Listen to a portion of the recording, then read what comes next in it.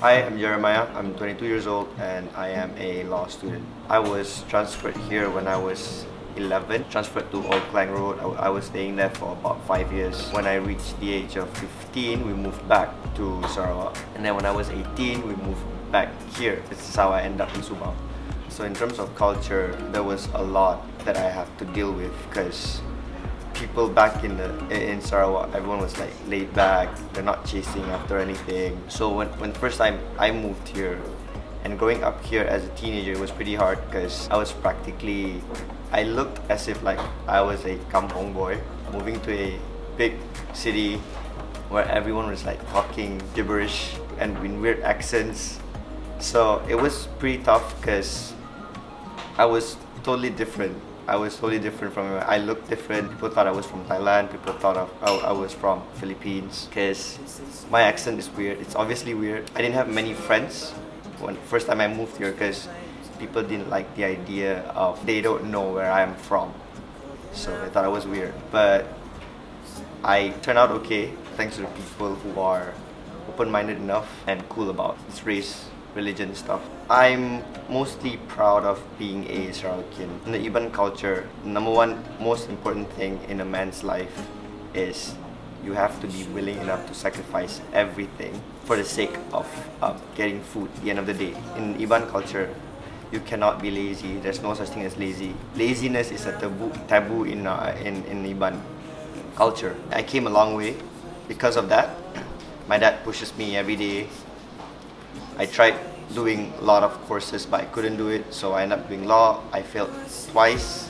Actually, I failed twice. Yeah, I'm back up on my feet now. It's all thanks to how my dad raised me. He wanted so much to raise me here in the city, just so that I get the sense of diversity and probably some form of modern thinking. But at the same time, he wanted me to still keep the Iban side of me intact. As I mentioned earlier, it's so much more laid back. People are not rushing. They're not forcing themselves to get out of their comfort zone. They don't know. They don't have information. Technically, they do have information. It's just that they were not raised to think in that way and they don't go out and look for information. A modern day Iban would be an Iban person who is from an Iban tribe.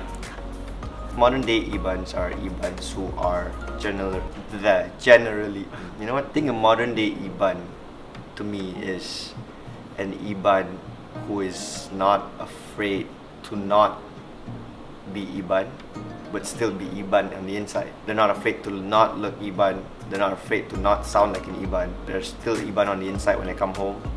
They eat Iban food. They speak Iban. My first language at home is Iban. I don't speak English at home. Sometimes I do, but mostly Iban. But that doesn't mean I'm not an Iban. That thrive.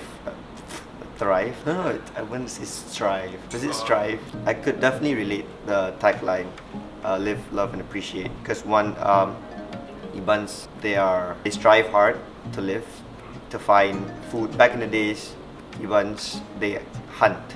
They're hunters. And they're also famously known to be headhunters. It sounds like it's a bad thing because we hunt for heads, but we see that as a survival it is a survival skill to protect our lands because we were invaded by white men. The more heads you hunt, the more noble you are in a society, in the Iban society, like hundreds of years ago. What I'm most proud of when I observe when I go back to Sarawak, I see Iban men, they work as laborers day and night and still manage to put on a smile, bring food to their family. They're not afraid to work hard and dirty.